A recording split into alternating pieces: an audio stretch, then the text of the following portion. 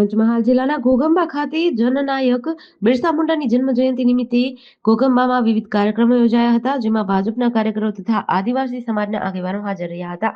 જાહેર સભા તથા નવા માર્કેટિંગ યાર્ડથી બિરસા મુંડા સર્કલ સુધી શોભાયાત્રા યોજાઈ હતી.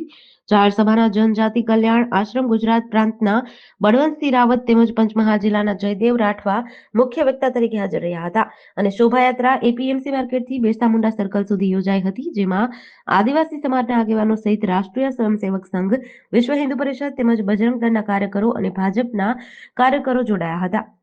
જનજાતિ ગૌરવ દિવસ ભગવાન બિરસા મુંડા જન્મજયંતિ નિમિત્તે આજે ઘોઘંબામાં જાહેર સભા અને શોભાયાત્રાનો કાર્યક્રમ કરવામાં આવ્યો.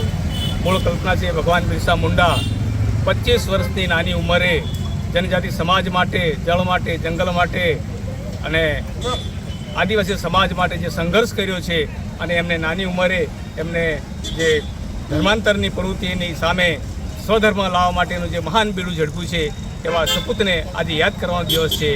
અસ્તુ ભારત માતા કી જય. જીડીસી ન્યૂઝ સાથે યોગેશ કનોજિયા, ઘોઘંબા.